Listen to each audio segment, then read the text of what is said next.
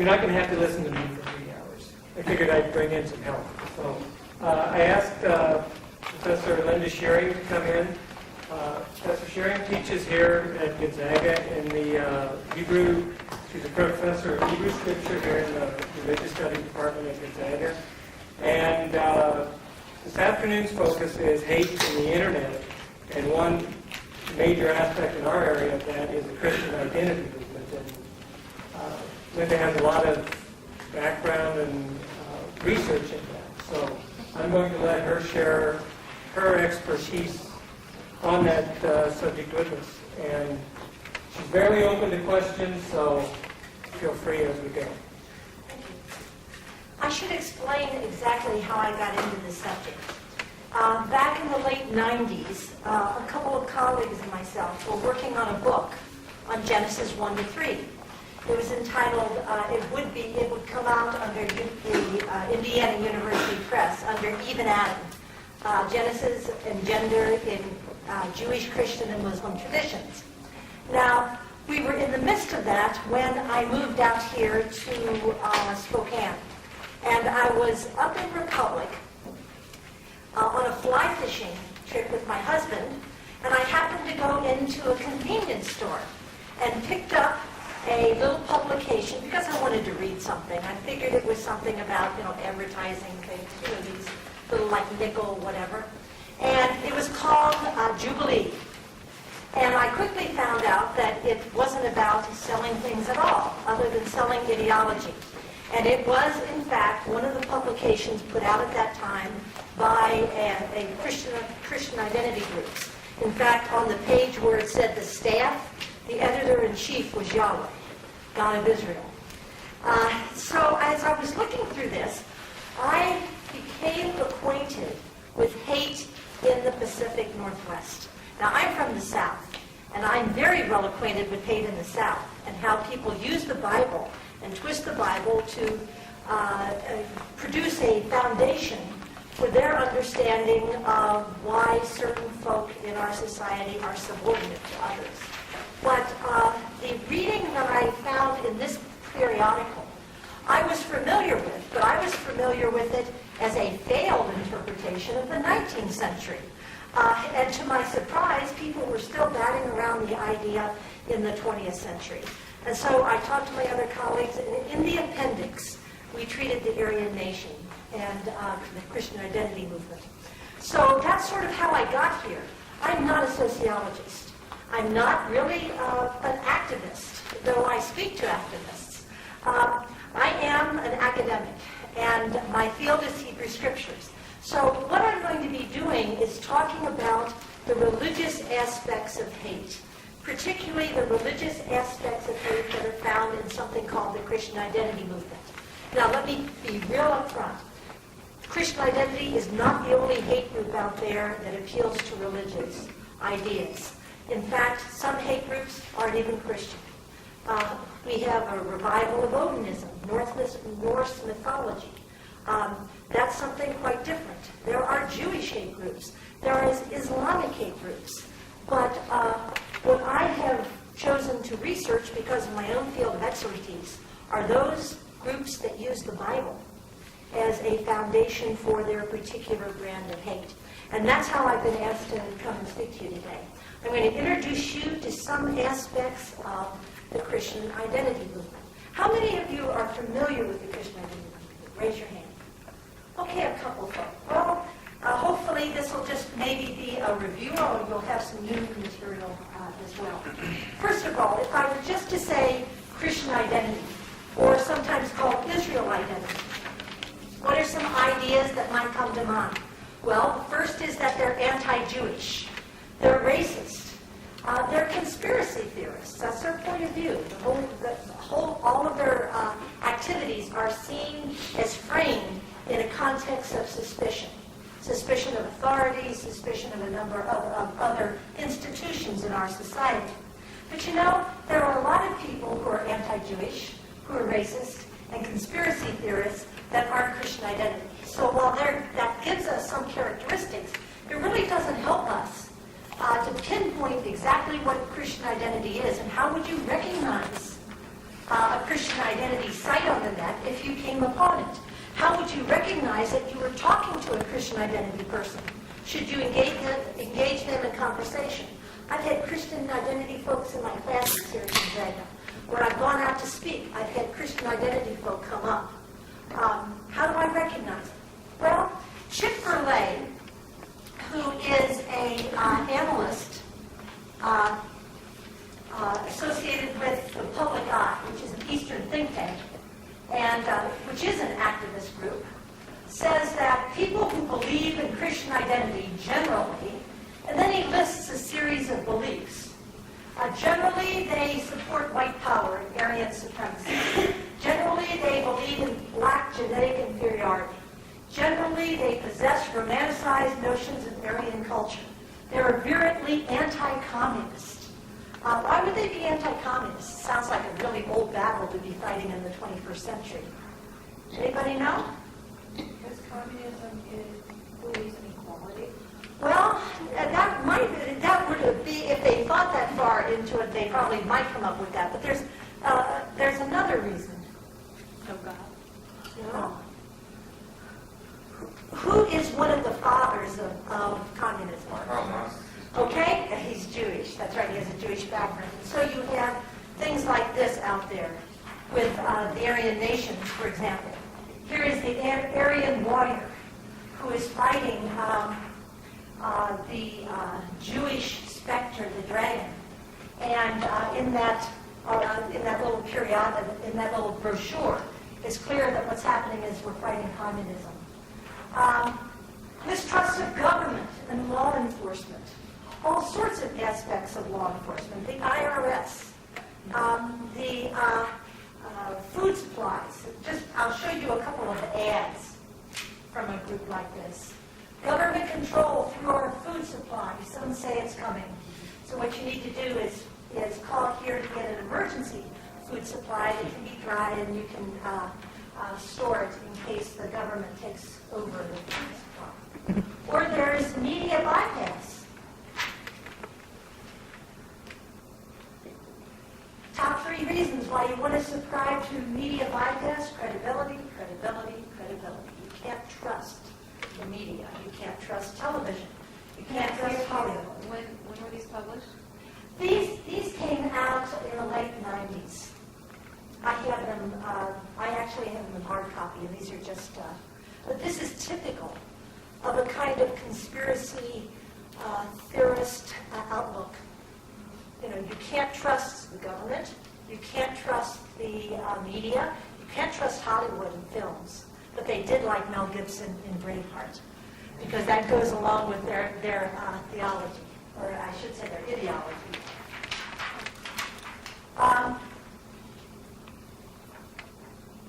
They fear black power and black pride. They resent black job gains in the working class and the professions. They think black politicians are pawns of Jews. That's something that you get a lot. It's really the Jews who are in control of everything, and other races are simply pawns. They believe black activism is directed from Moscow or Tel Aviv. Again, you get that Jewish or the communist connection. They practice armed survivalism as a defensive necessity. Now, those are some characteristics that Chip developed, and Chip is, as I said, he's part of the think tank who is also an activist group. But even with this list, what are we still doing? We're still kind of talking about what they do, not why they do it. So what I'd like to do is take you down a sort of ideological lane to explain how it is they come up with a rationalization for their hate. It's not a pleasant lane to walk down, but until you know what they're all about, it's kind of hard to recognize them if you see them on a website. Specifically, I want to address 3 things today. Why are groups called Christian identity? And you have to realize that Christian identity is more like an ideology and a movement. It's not a group per se. There's a number of groups that come under that umbrella of Christian identity. Why are they called Christian identity? What is the theological foundation of their racism? What is the theological foundation of their anti-Jewish sentiments? Now, throughout this popcorn forum, you're going to have people address some of the things that they argue and give you alternatives. But this afternoon, I'm just going to introduce you to the way in which they come about their ideas. First of all, why are they called Christian identity?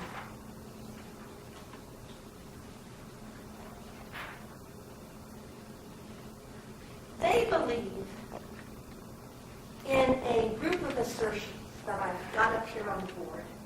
Christians have been misled about their true identity. That's the biggest conspiracy of all, actually. They've been misled about their true identity. Christians traditionally thought themselves as the new Israel, and we have a lot of that kind of language, that Christians are the new Israel as opposed to the old Israel.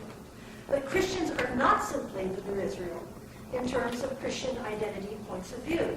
They are, in fact, the only Israel that ever was. And that's important to realize. For Christian identity, Israel is Christianity. The Jews are not Israelites. Jesus was never a Jew. Okay? You know, when I went out and spoke about this, people would say, well, what do they deal with Jesus? Well, how about Jesus' Jewishness? In terms of Christian identity, Jesus wasn't a Jew. The Old Testament are not, the Old Testament books should be. The Old Testament books are not Jewish scriptures, they're Christian ones. In the sense that all of this deals with Christianity and all of it deals with the true Israelites. Christians are the true Israel. Now, how do they get that? If you look at the handout that I gave you, notice that on number 2, I've mentioned the historical legacy of the British Israelite movement. Now, let me back up and talk a little bit about that. First of all, we have a problem. Well, it's not so much of a problem, but it's a question that emerges from the Bible. And in order to understand it, I'm going to take you back several thousand years to ancient Israel. How many of you have heard of King Solomon? Okay, good. King Solomon died somewhere around 922, 921. And when he died, there was civil war in ancient Israel. The north split from the south, and it never got back together. Sometimes people don't realize that. But the north was called Israel, and the south was called Judah. Now, the north would exist, that is, Israel would exist for about 200 years. And then in 722, 721, just about 200 years later, the Assyrians would come through. They would capture Samaria, and they would relocate much of the population of the north. So after 722, 721, the north ceases to exist as an autonomous political entity. There is no Israel anymore, or what happens is Israel is referred to the south, which used to be called Judah. So now we just have Judah in the south. We don't know what happened to those folk. They just sort of drop off the narrative stage in the Bible. There's only one book that even purports to talk about that group that went into exile. Anybody know what it is? Only one biblical book. And you only have it in your Bible if you're Catholic, actually. Oh. It's called, anybody? Tobit. The book of Tobit, which is not in the Protestant Old Testament, but is in the Catholic Old Testament, the Orthodox Old Testament. The book of Tobit purports to talk about some characters that were alive and experienced that exile. In reality, we simply don't know what happened to them. There were 10 tribes in the north. There were 2 tribes, Simeon and Judah, in the south. We call those, or at least folk called these, the 10 lost tribes, as if they somehow got misplaced in history. They weren't misplaced. They were probably assimilated into the broader society of the Assyrian Empire. But from that point on, when we talk about Judah, or if we use the term Israel, we're just talking about the folk that are in the south. Just because the 10 tribes dropped off the biblical narrative stage didn't mean that people didn't think they caught glimpses of them throughout history. So that what happens is, when you get the first European settlers over to India, people think they found the 10 lost tribes. When you get explorers coming down to Ethiopia, people think they found the 10 lost tribes. When you get European explorers coming over to North America and encountering indigenous Americans, they think they found the 10 lost tribes. Okay? So people have attempted to find these 10 lost tribes throughout history. What British Israelism did as a movement, as a European movement, is that they thought they found the 10 lost tribes. And they thought they found them in Europe. Okay? Now, this map from a Christian identity piece, the reformation of Israel in the West, Israel's tribal migrations to the appointed place. And what happens is, of course, it comes up here, and British Israelism of the 1800s thought that the 10 lost tribes had actually migrated up to Europe, and that's where they could be found. Now, British Israelism at its conception was not anti-Jewish per se, at least not any more than much of Christianity at that time.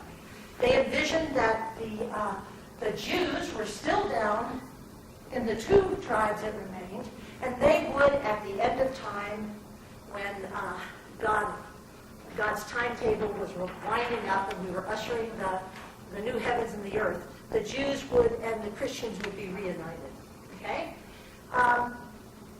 So, the 10 lost tribes, who are they? Yes. They thought the Jews were. Yeah, they thought the Jews, they identified Jews as the people of Judah, which were the people who were left behind. And what about all the Jewish people that lived up in Eastern Europe? Those were the Israelites. They separated Israelite from Jewish. Okay? They would say Jews are the descendants of the tribe of Judah. The Israelites are the descendants from the tribes that form the northern, sometimes the logic sort of is loose. Okay? But that's how they sort of explain it. Okay? Now, what happens, and you can see this, and by the way, there are some forms of British Israelism that survive today that aren't Christian identity. How many of you have ever heard of Armstrong's Worldwide Church of God? Okay, that's a good example of a group that's British Israelite but is not Christian identity. I had a student last semester in my class that was from Armstrong's Worldwide Church of God. So not everybody who's British Israelite is Christian identity, okay? But this is where we get, this is the legacy of British Israelism. It comes over to the United States, and as it comes over to the United States, it sort of changes, okay? Now, it disassociates itself completely with those Jews down here that were left, and now Jews are no part of the 12 tribes, okay? And the 12 tribes are understood in an entirely different way. So you have this notion that all of the 12 tribes are Israelites, not Jews. And they think it's some kind of odd ways of doing this. Some of the ways in which you can recognize this very easily, for example, here was an article or an advertisement in one of the periodicals I had. The mission to Israel. What's Israel? It's the United States. Okay? Mission to Israel, an outreach ministry intended for the true Israel. Who is the true Israel? Anglo-Saxons, interesting way of Celtic, Germanic, Scandinavian people. Here's a personal ads. Israelite Irish mom wants to correspond with other Israelite devoted to Yahweh. Israelite identity woman, 50, seeks a Christian man and pioneer spirit. And so on. They're identifying themselves as Israelites, but they're not Jewish. And in fact, the Spokesman Review, I know you're going to have somebody coming after me from the Spokesman Review to talk about how it's been covered. This is one of the more infamous elements of the Spokesman Review's coverage. Back in September 2nd, 1984, the Aryan nations took out an entire ad, the spokesman revealed. It ran one day, and then it was pulled. Yesterday, the tribes of Israel. Today, the Aryan nations. The United States and Canada is over there. Who are the other tribes? Sweden, Denmark, Norway, Finland, Germany, France, and I can't read the other. I've got the original page out in my office. Italy, Holland, Spain, Iceland, British Isles. Okay? Can you read So- what the middle says? Pardon? What does the middle say? The words going across the black? The word's going, I don't think I can read that. Something about yeah, I can't, I know what the symbolism is, though. The symbolism is, you can see these tribes, that, or maybe you can't, but anyway, you have the names of the tribes around here, and the notion of the tabernacle, what that is doing is that's mirroring the biblical passages in the Pentateuch, where when they were traveling in the wilderness, the tabernacle was there, and then the tribes were stationed around camped around the tabernacle. That's what it is. But I'm afraid I can't read it in its entirety. Okay, British Israelism. That's one understanding that is crucial to the notion of Christian identity, or Israel identity, as it's sometimes called. Now that is characteristic of the Christian identity movement. It's a core belief. Let's go on. What else is there that signals to you the issue of Christian identity? Well, there's another idea as well, and it's the idea that forms the basis of their racism. To begin with, traditional biblical arguments about the origins of the races were based on what we call a monogenetic idea that simply says there was one creation, and then all humankind was descended from Adam and Eve. Okay? All humankind is descended from Adam and Eve. And there was only one creation of humankind. Now, people in the United States in the 1800s who were Christians believed that the Bible was a moral guide. And so when they had moral questions, they went to the Bible to find the answers to them. And one question they addressed was, what should race relations look like? Especially as they were dealing with the whole issue of slavery as an institution in the United States. And what they did was, they looked for stories of the origins of the races.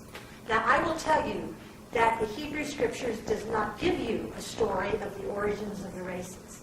It doesn't. The closest thing that you have is over in Genesis 10, a list of the nations. And it's presented as if everyone is related to everyone else. There's one couple, and everyone else then is descended. It's a kind of profound statement in Genesis 10 of the interconnectedness of all humankind. Nevertheless, people who were looking for stories of the origins of the races found them. But they found them usually in the two stories that we have here, in Genesis 9:18 and following, and in Genesis 4. Both of these stories were understood as two subordinate blacks, or in this case, where we're talking about the Africans in the slave trade, subordinate blacks due to some ancestor sin. In other words, we were all created equal, and then an ancestor sinned, and because of that sin, that has far-reaching consequence for the descendant of that ancestor. Now, by far, the passage of choice for plantation owners in the South was the story of Ham. I don't know if you've ever read Genesis 9:18 and following. I grew up in the Bible Belt South, and that was the story that was told me in terms of how we should relate to African Americans. And the story goes like this. Noah, it's after the flood, and Noah plants a vineyard. And he grows grapes, he presses them, and he promptly becomes drunk. Okay? What happens is Ham, he has three sons, Ham, Shem, and Japheth. Ham goes in, sees his father's nakedness, comes out, tells his brothers.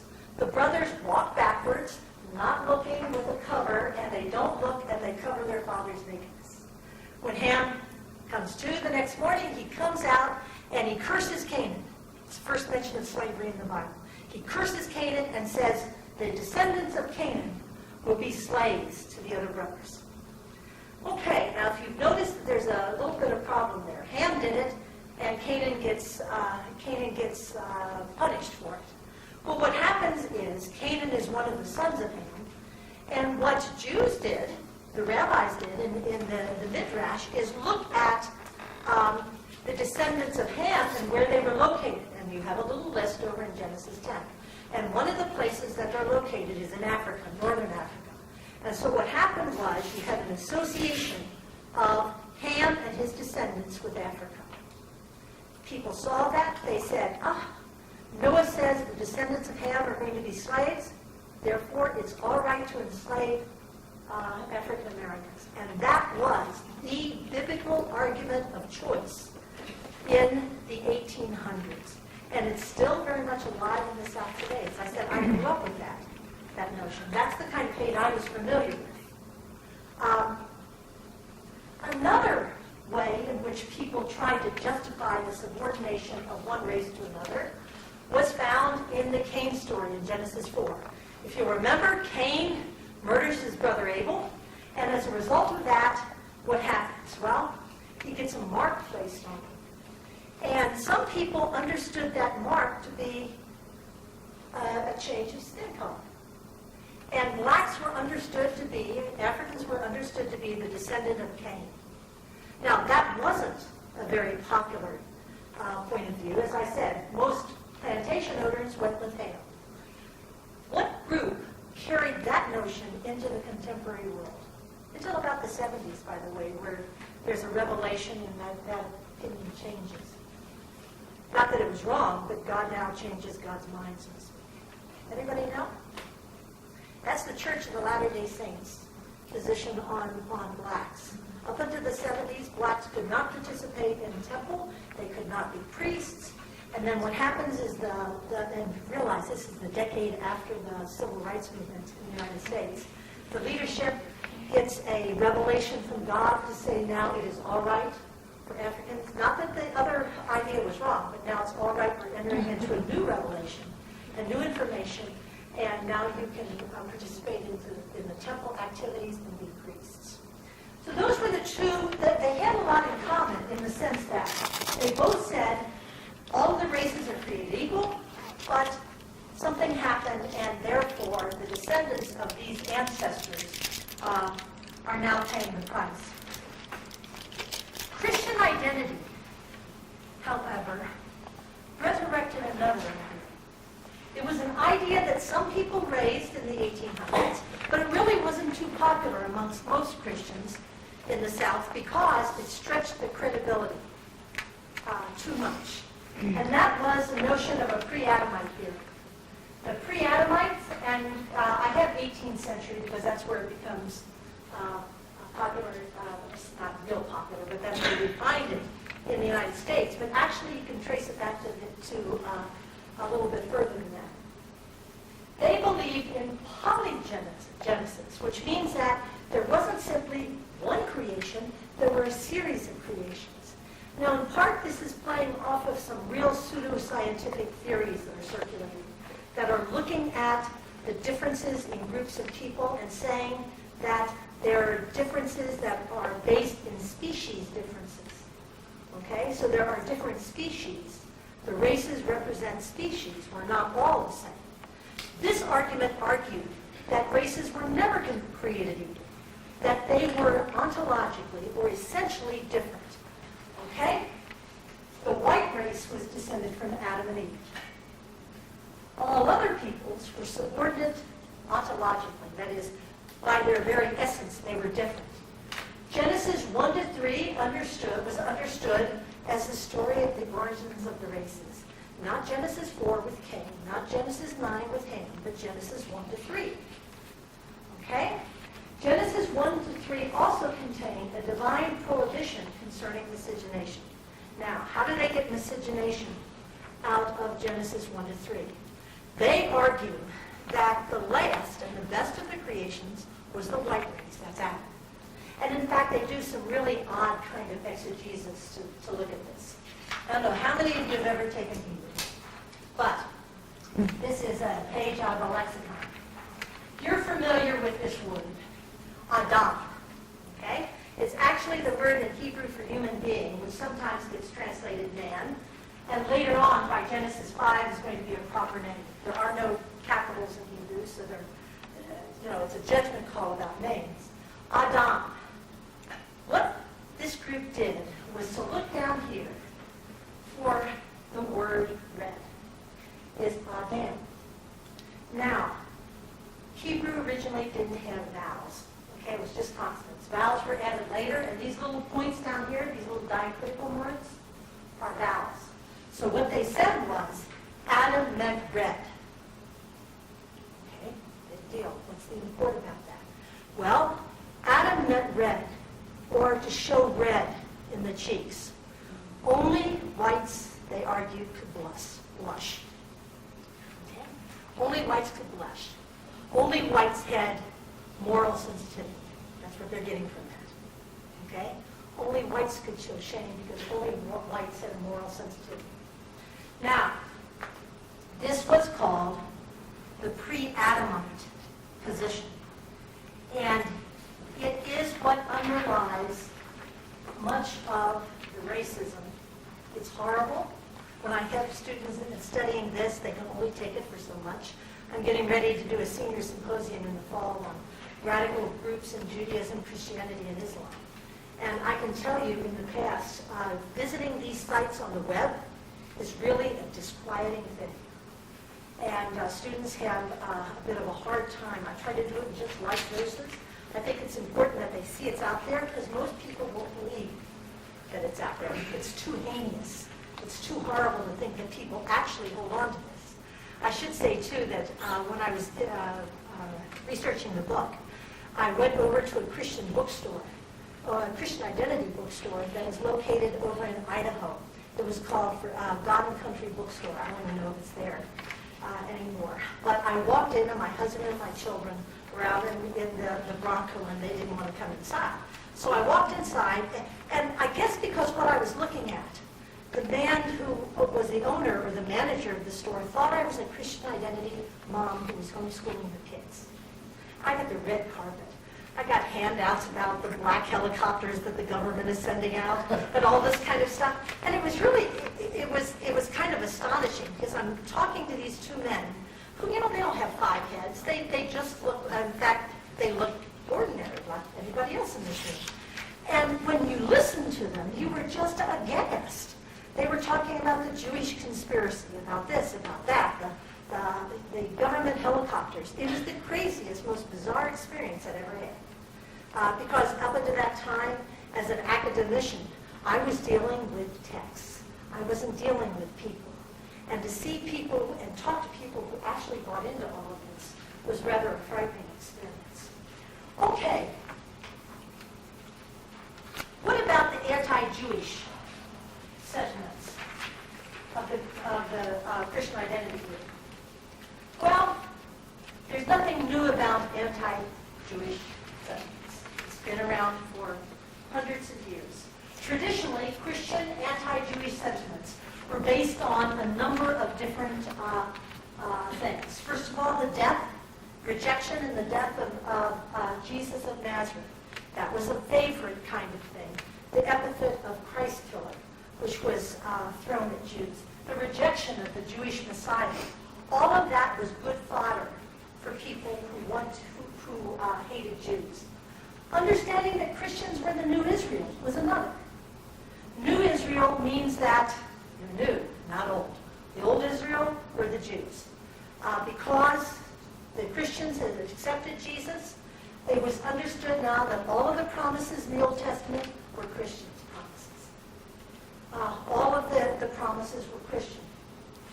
Then there was a great amount of slandering and scapegoating that went on. In the medieval period, we have woodcuts of this notion of a Christian baby and Jewish men who are sort of dancing around the baby, and they're tapping into the baby, and the baby's blood is coming out. And they're using the blood to drink and make matzo balls, which is kind of ridiculous if you've ever studied Judaism and know the injunction against drinking even animal blood. You had a bad well, a well that went bad. the Jews poisoned it. All sorts of things were circulating about Jews.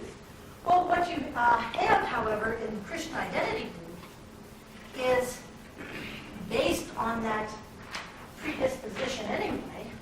You have it carried to a really bizarre conclusion. Christian identity believed that Jews are either metaphorically or literally related to Satan. Okay? Either metaphorically or literally. Some folk will understand, like the Aryan nations, which we'll see in just a second, will understand a literal connection. Other folk will simply understand Jews from a different point of origin. In Genesis, there is Abraham, and Abraham begets Isaac, and Isaac begets Jacob and Esau. Now, Jacob's name is going to be turned to Israel. Some Christian identity folk will say the Jews are the descendants of Edom, okay, which still will make them not Israelites. But they're the descendants of Edom. Nevertheless, they're sort of minions of Satan. Other folk, like the Aryan nations, will say that they're literally descended from Satan. Now, how do they get that? It's somewhat torturous. But if you remember back in the story, Adam and Eve in the garden, at least one understanding of what happens in Genesis 3 is sexual. That was prevalent in antiquity. I'm doing a popular culture analysis of the Adam and Eve story right now for a second book. And I'll tell you, I have a file like this on jokes, sexual jokes and visual jokes about Adam and Eve in the garden. I mean, it's clear that a lot of people thought something sexual happened. In the text, it talks about the tree of knowledge of good and evil, yada, which means to know, which can mean to know carnally.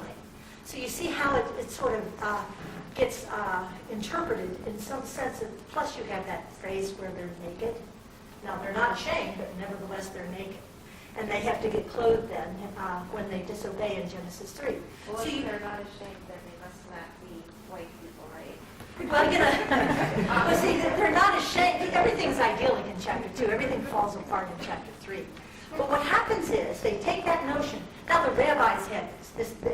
You've got to understand that the rabbis suggested that what happened, at least some rabbis suggested that what happened in the garden was illicit sex. Not licit sex, but illicit sex. And the licit sex would have been with Adam, and that was no problem. The illicit sex was with the snake. Okay? And that's how some rabbinic traditions had explained why it was that Cain and Abel fought. They had two fathers. Okay? They had two fathers. They weren't fathered by the same man. And by the way, in the 1800s, people had a lot of trouble with the talking snake. And so what they said was, it wasn't an animal at all. It was an epithet. You know, like, you snake. And if it was an epithet, who was around? The pre-Adamites argued that Eve had sex with a person from another man. No, a person from another race. A man from another race. Okay, so they saw miscegenation as the sin of the garden. However, Christians had understood the snake as who? Satan, right. So what Christian identity did was take a hold of that old notion of sex between the snake and Eve, and then add to it that the snake was Satan, but still kept the notion of the offspring of the snake and Eve was Cain. And therefore, Cain then becomes the literal offspring of Satan, Eve, and the progenitor of the Jewish nation. Now, this places Jews in an entirely different kind of aspect in terms of being satanic. Yes? In that situation, then, what is the Christian identity's view of Eve? Eve becomes a race traitor, in a sense. You know, she becomes the case study for what you're not supposed to do in terms of illicit sex. Okay. Now, let me just show you a couple of things. This is, as I said, this seems to be really, really harsh, and it is, but we'll see how it plays out. As we're talking about this whole notion of Jews being offspring of Satan, or at least if they're not offspring of Satan. And Christian identity is split on this. Not everybody believes this. Some simply say they're satanic in the sense of what they plan to do. Well, what is it that they plan to do? Well, aside from all of these other kinds of things that traditional anti-Semitic arguments had been raised, you have another one, and that is a plan for worldwide domination. You have a document called the Protocols of Zion that allegedly is about, records the plans for this worldwide domination by the Jewish people. And it's proven to be a forgery. Nevertheless, it gets republished and republished and republished. Now, I'm going to show you pictures that come from these editions. This happens to be the 1920 edition of the Protocols of Zion. Now, it's not really clear any kind of Jewish identification in this. Not so the ones that came afterwards. This particular one is the Russian, 1927. And the Bolshevik Revolution is explained in part as this alleged Jewish plot. And this is proven by showing supposedly marked Jewish folk here with the Bolshevik leaders. In 1930, it gets republished, this time in Spanish. And there it's quite clear, the association of the content with the title. And there you have supposedly a caricature of the Jew squeezing the world. This is in 1934, a French edition. And there you have, again, a caricature, a Jewish face on the spider. Here is a Polish edition in 1943. And there you have the Jew associated with banks and money lending and sitting on a pile of skulls. There you have an Arabic edition in 1972. And there you have sort of the many-tentacled octopus. 1978, you back to the snake again, but this time with a Jewish face. In 1992, the Ukrainian edition, which makes the connection with Satan. Okay? And it says, cover of a Russian edition of the Protocols published in 1992. Already in 1934, a Swiss court concluded that the Protocols were a forgery. In 1992, a Ukrainian court reached the same verdict. 1992? This is within our time. By the way, anybody know how the Protocols of Zion, who was the main backer of the Protocols of Zion in the United States? Henry Ford. John Richter. Oh, no, Henry Ford. I know, That's right. Now, later on, Henry Ford is going to recant from this and going to step back from it, but he does. He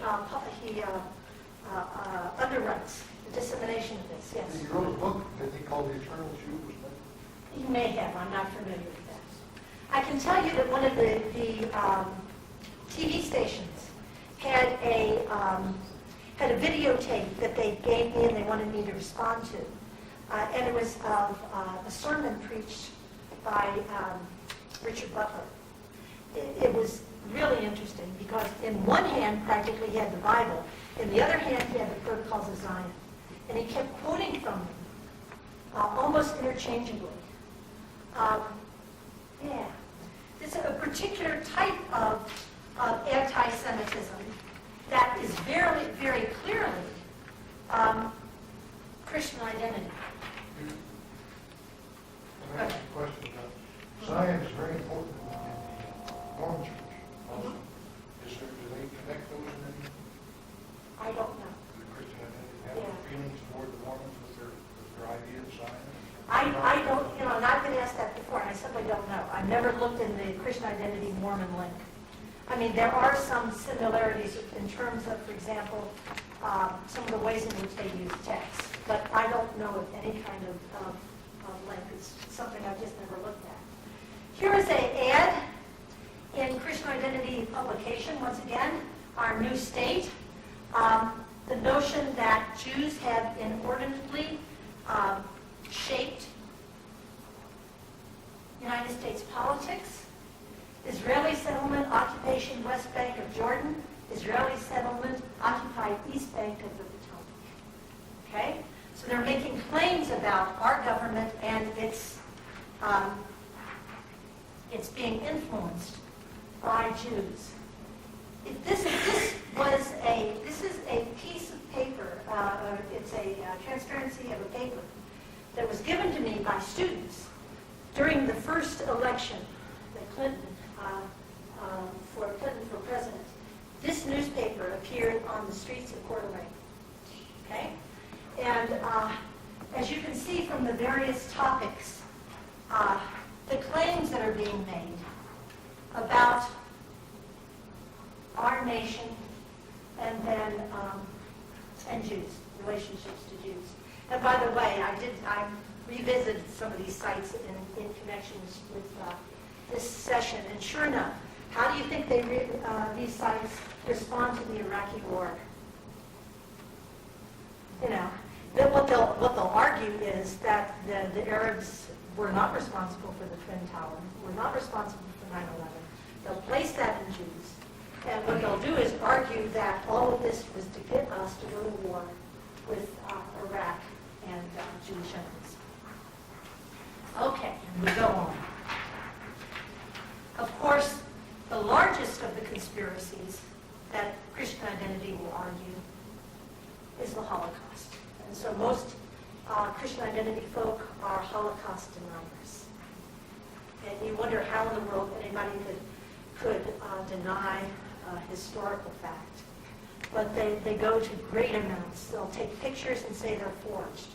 Or if there's a picture of somebody starving, they'll say, well, what do you expect? You cut off the food lines to Germany.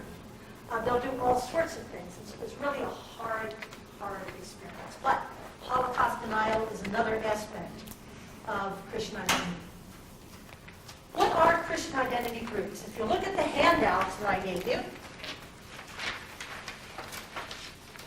you will see that the Southern Poverty Law Center had a list of Christian identity groups, 2001.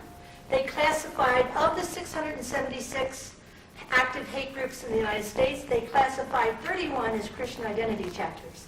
What I've done is put in the boldface the ones that are ours being the Pacific Northwest. Fully a third of all of these are located in Washington, Idaho, Montana, Colorado. Now, yes? I don't see the Church of the World Creator. Aren't they considered a Christian identity? No, actually they're not. They come from a different, they're a hate group certainly, and they use religion, but they come from a different theological point of view. And I should say that there are more than these that are Christian identity. What the Southern Poverty Law Center does in its list, however, is separates two other important groups out. One is the KKK, and the other are neo-Nazis. Not all neo-Nazis are Christian identity, but some are, like the Aryan Nation. That's why you don't have the Aryan Nations here. Not all KKK groups. You say KKK, and that sounds like a monolithic group. Actually, it's really varied. And traditionally, KKK's anti-racism was more based on traditional types of racism. Now, however, we have increasingly KKK groups embracing the Christian identity. In fact, I talked to somebody who actually went undercover and was was over at Haven Lake, and they were doing this thing with a group of KKK folk that had come in, and it was almost like a brainwashing activity. She said they were kept in a very close room, high windows, and they were kept there for 4 or 5 hours. And traditionally, a lot of the hatreds of that the KKK had espoused and embraced were similar to the same kinds of things Christian identity embraced. And what they simply did was say, there's a conspiracy that you haven't realized, and that's the conspiracy of the churches. The churches have lied to you. And what they did was win KKK folk over to the Christian identity by extending the notion of conspiracy over to the churches themselves. And that's where that Christian identity argument came. So if you get into a website, what are some of the things that you look for to know that you're in a Christian identity website? Well, first of all, you look for the word Israelite identity or Christian identity. That's a real giveaway. If they talk about seed lines, you're in a Christian identity group.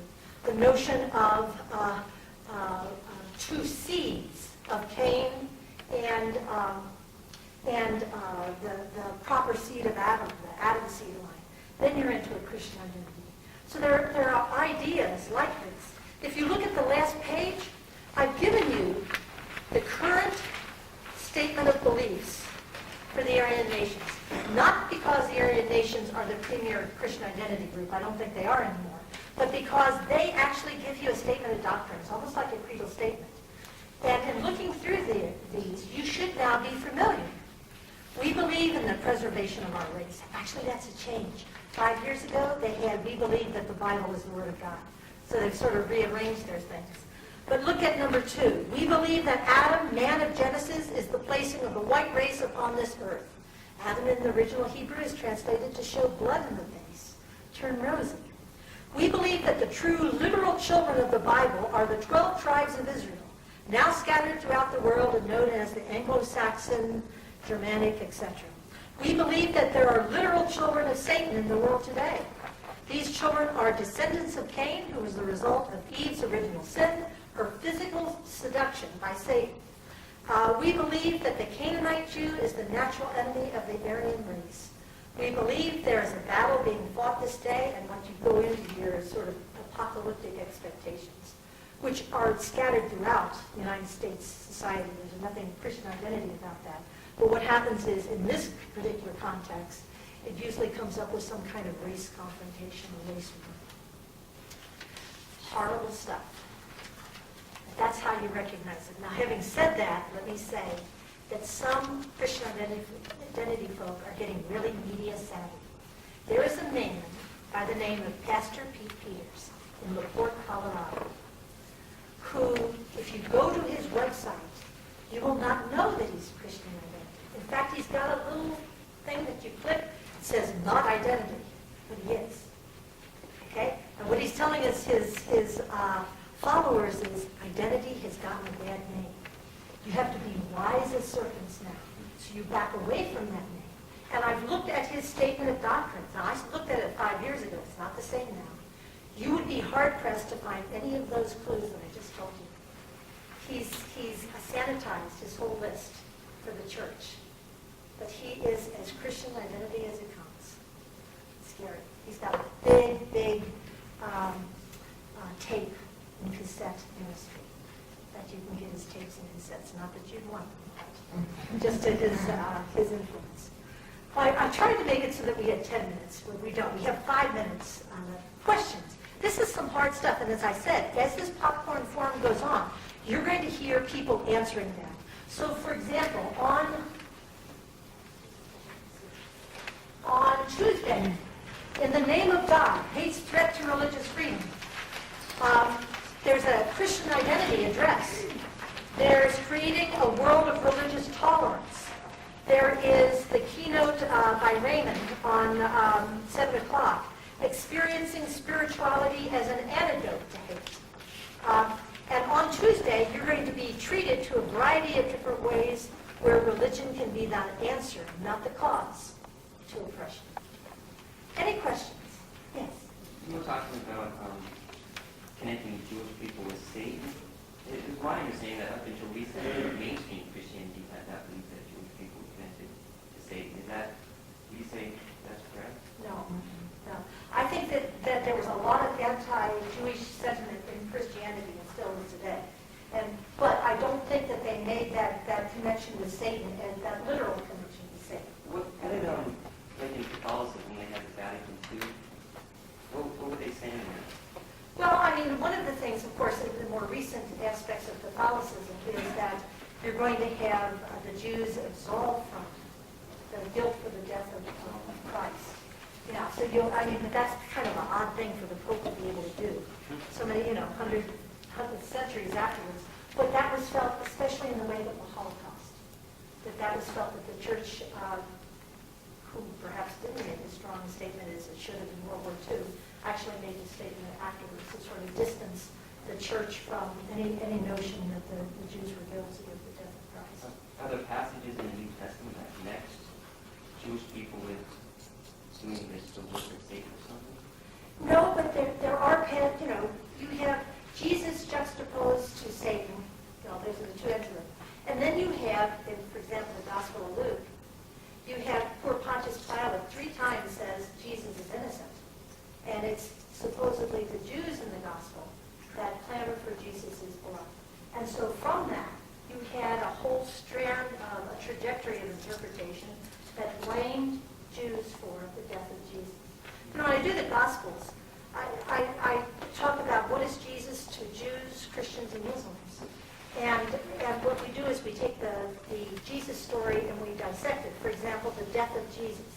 For Christians, the death of Jesus is one way of understanding how we get salvation. For Jews, the death of Jesus represents a long history of reasons why Christians have hated Jews. So you have that, but it's not connected like this with the satanic. I remember being shown a passage where it did connect something about Jewish people. I'm Jewish myself, and I remember reading, I don't know if you've ever read Woman magazine, and it was talking about the history of Christian anti-Semitism. They had some passage that talked about that. That's why I brought that up. You do have a lot of passages that link them, but not this kind of thing that literally the children of Satan, not linked with the Genesis 1 and 2 story. But that's a good point, because I'd like to close with the notion of one of the things that Christian identity does is scapegoat. They scapegoat black without somewhere in mainstream society a tradition that promoted, if not this kind of virulent anti-Semitism and racism, still cousins that were as deadly in some ways as this. In other words, I always tell my students, it's really safe to point over there and look at those racists. It's a lot more dicey to look in the mirror and say, how am I a racist? How do I promote anti-Semitism?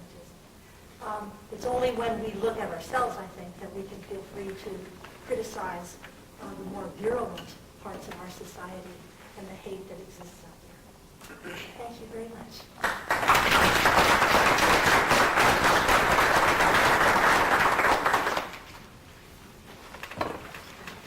Thank you, Linda. At this time, we'll take about a 10-minute break, and then we will have images and other aspects of events that have taken place in our area as they have been covered by the folks in the review. All right, thanks, Brad. I know at least a couple of you have seen this before, Tony and Brad. And you'll have to bear with me. I didn't have a whole lot of time to polish my presentation this time around. I've been busy at the newspaper with this little war thing going on.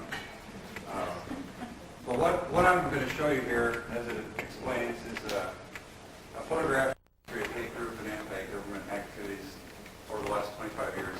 And almost all of these were photographs taken by spokesman review photographers in our immediate vicinity.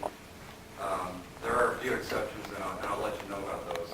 The other thing I really wanted to stress is, feel free to interrupt at any time. I imagine you'll have questions. You might, even if you just want to know about how we got a picture, or maybe a little bit more about the background of it, feel free to let me know what your questions are.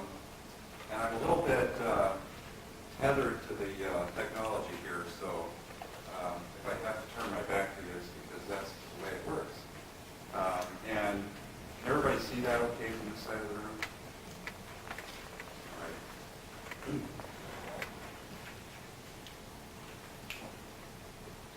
This is Richard Butler, of course. You're probably all familiar with him.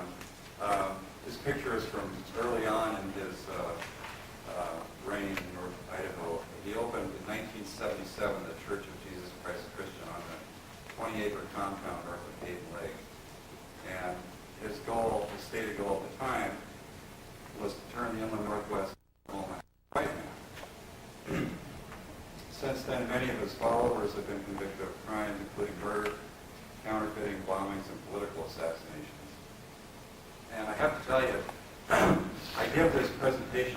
high school students, and to them, mostly this is ancient history. Most of it is ancient history, and I've been here since 1981, so I remember almost all of this personally. So I have to remind myself sometimes that when I go to talk to a high school class and I ask them about Ruby Ridge and Randy Weaver, they're like, huh? 1992? Oh, I was only 6 years old then. So it's really interesting, and I hear from a lot of people that when they see this, it's the first time they've ever seen it all together in one presentation. So it has quite a dramatic effect. In 1983, the Aryan Nations held a rally in Spokane's Riverfront Park, where a confrontation occurred with counter-demonstrators. And shown on the right here in this picture is Robert J. Matthews of Medellin Falls, who 3 months later secretly formed an Aryan terrorist group known as the Order. And here's Matthews again. He and others robbed an adult bookstore in Spokane. They robbed an armored car in Seattle of $500,000 and started using counterfeit money. They bombed a synagogue in Boise in 1984, used a machine gun to murder a Jewish talk show radio host, Alan Burr in Denver. Then they robbed an armored car in California of $3.6 million. And after earlier shootouts in Sandpoint and Portland, 4 order members, including Matthews, died in a shootout in Western Washington. In 1985, a federal grand jury indicted 23 members of the Order. The same day, Aryan Nations and Order member David Tate fatally shoots a state trooper in Missouri. Butler's right-hand man, Aryan Nations Security Chief Butler, was arrested in August of 1985 in Coeur d'Alene for trying to hire a hitman to kill the key FBI informant in the Order investigation. And members of the Order were convicted in 1985 with sentences ranging from 40 to 100 years. In 1986, 3 pipe bombs exploded in Coeur d'Alene, including one at the federal courthouse. An earlier bombing at the home of the late Bill Wasmuth, a civil rights activist, this home here is showing Coeur d'Alene. Investigators later tied the bombs to Aryan Nations Security Chief David Dorr, who formed the Order 2. And they also began recruiting neo-Nazi skinheads through these Aryan youth conferences. And Butler started to hold these conventions each summer at his campground, or at his compound. Shown here, though, is a ceremony known as the Blessing of the Weapons, where the self-proclaimed religious leaders bless the weapons of participants who circle a burning cross at the Aryan compound. And this picture was taken in 1986, and I often ask, high school students, or I guess I'd have to ask college students now, how old do you think these kids are now? I suppose if they were 4, 5, 6 years old in 1986, they'd be 22, 23 years old now. We all wonder what their lives are like. And it's not just angry white men who are involved in the hate movement. This photo is always very chilling to me. The one in the middle looks a little bit like my mom. Let's see. In 1992, 2 members of the Aryan Nations were arrested for first-degree murder in the shooting death of a skinhead. This is one of them. And the other one. Earlier in 1992, another splinter group in the Aryan Nations, the Bob Matthews Brigade, was linked to plots to assassinate 2 civil rights leaders.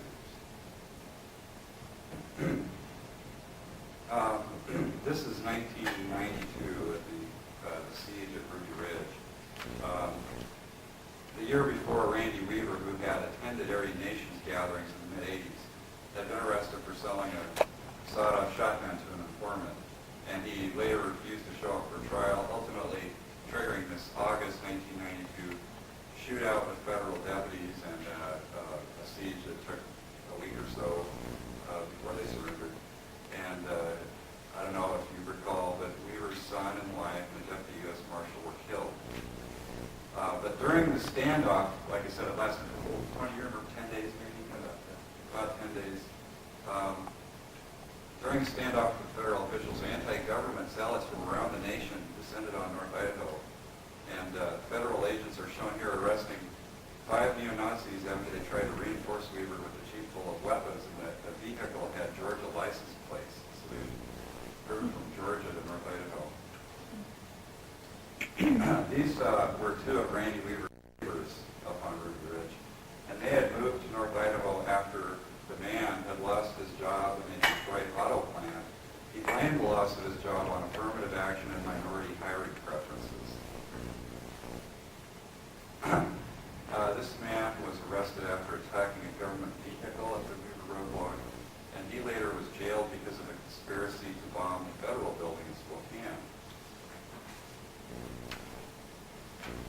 This picture shows 2 in a group of skinheads from Las Vegas who came up to Idaho for the Weaver season. They're shaving their heads in a stream near the roadblock. The guy on the left, nicknamed Spider, eventually married Randy Weaver's oldest daughter. And this guy was pointedly threatening officials at the roadblock. One of my co-workers who was there said that this was one of the scariest guys he's ever seen. And he later was arrested for trying to take over Zion National Park in Utah. Of course, finally, Weaver surrendered in a deal that was negotiated by a constitutionalist named Bill Bright.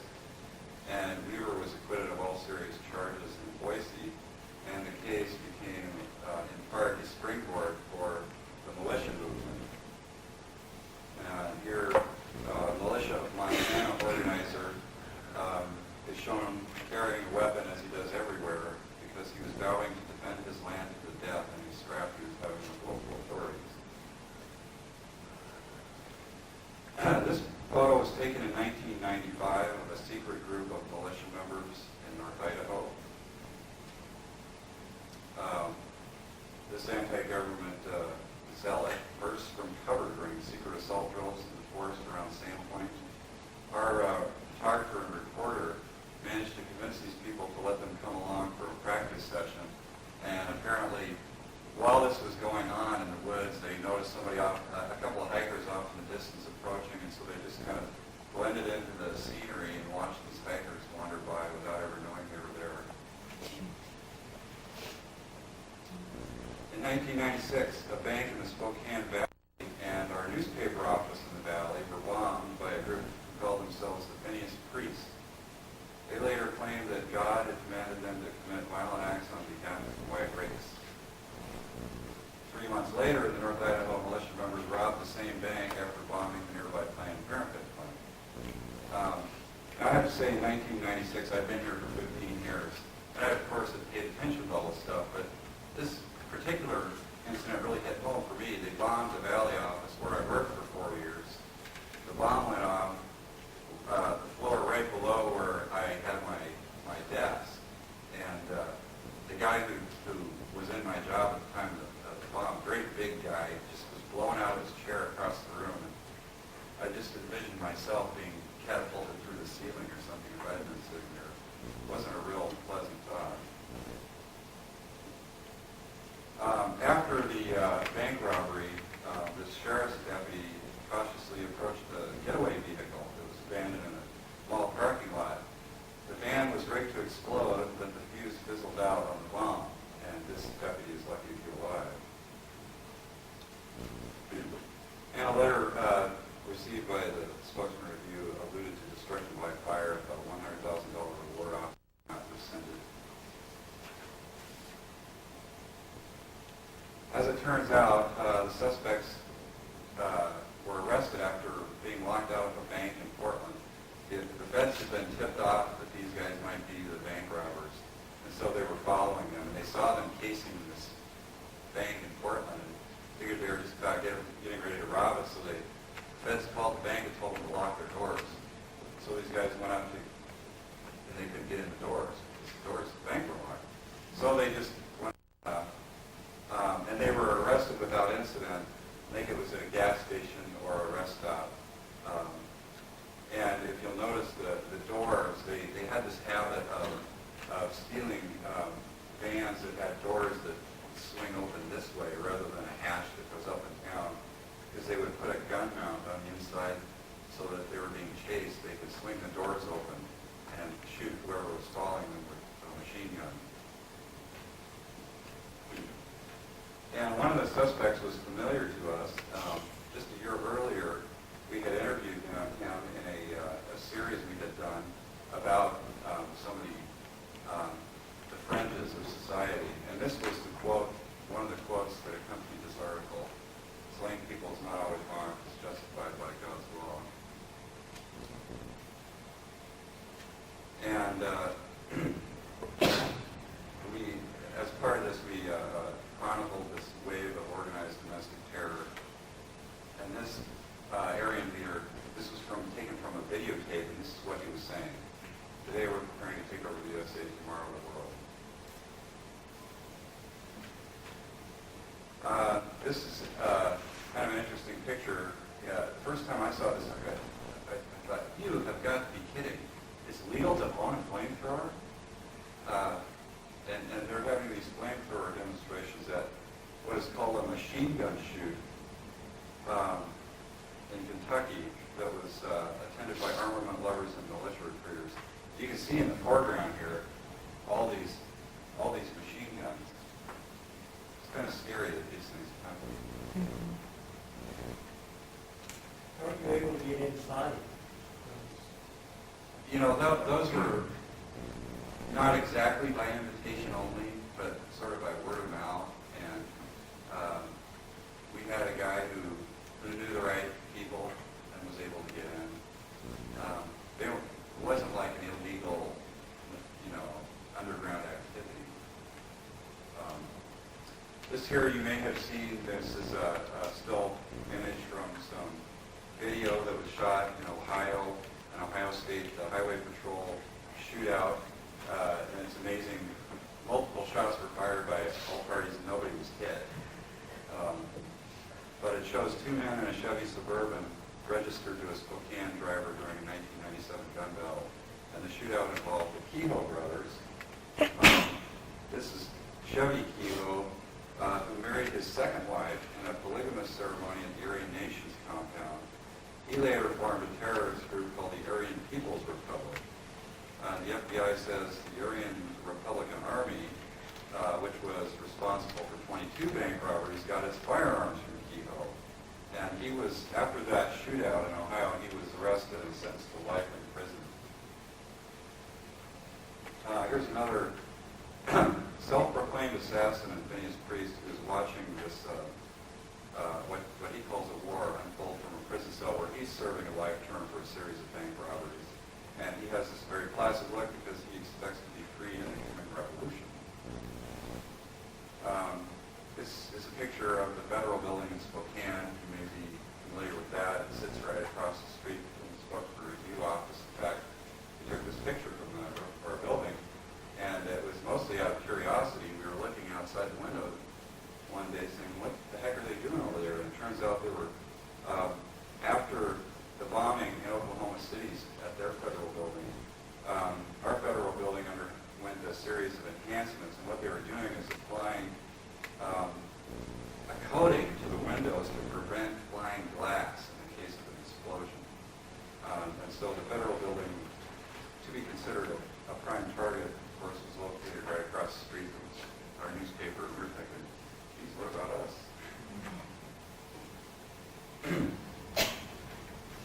So, one of the difficulties for us at the newspaper is trying to figure out what to write about and what not to write about. And one of the first questions I often get is, why do you guys write about them? If you just ignore them, they'll go away. And hopefully after showing, these 30 or so slides so far, maybe you get the idea that these are really dangerous people, and you can't just ignore them. But we also understand that a lot of the citizens in our region are really unhappy with all the attention that's given to the extremist groups. So we struggle with that balance. And when the Aryans announced that they were going to hold a parade in downtown Fort Wayne in 1998, we tried to get ahead of the curve a little bit. Rather than just sit back and cover the parade and then be criticized like we knew we were going to. We decided to conduct a candid dialogue about race, to take the story away from the areas and make it about the people in businesses, schools, and religious organizations that were talking about these issues and trying to promote shared values. And we reprinted this all in a section called In It Together that described the human rights campaign across state lines. And at the same time, right before the parade, we had this placard that was put in all the papers in Portland, the In It Together, so that people could put them in their windows at home and work in their cars. And we did that despite receiving a very threatening letter that week. And it just kind of, I'm going to read this, it's a very nasty letter. But it just shows you some of the twisted thinking out there. And it also, really, again, crystallized for us not only how important our job is, but sometimes how it could be also dangerous. We have identified the spokesman review as public enemy number one, the head of the federal government. A bomb is being constructed to destroy the review tower and all the assholes therein. It won't just destroy part of the building as in Oklahoma, it will level the entire block. We thought it would be more interesting for you to speculate on when it might arrive. When the review and staff have been wiped out, the media and government might learn that the white man will not tolerate niggers and Jews. We will defend this last homeland for whites in the name of Yahweh. In the meanwhile, keep your daily dose of nigger articles running and organize your nigger-loving assemblies. That way you'll have a good brigade of mourners. Thousands will die before we have freedom from government oppression and asshole journalists that think they run the country. Do you really think that we will give up the white man's last frontier? Do you really think you can protect your tower with barricades like the big brother across the street? Did they consider closing Monroe as drive-up service? You would be wise to stay out of Idaho. Too bad you won't be around for the historic event. Every reporter and carrier that promotes your socialist drag in Idaho risks their life. Have patience, your day is coming. We won't tolerate your stuffing niggers and Jews down our throats. So, pretty harsh stuff. And the FBI took that threat fairly seriously and at one point asked our publisher if he'd be willing to pay ransom if any of our top editors were kidnapped. I think he said,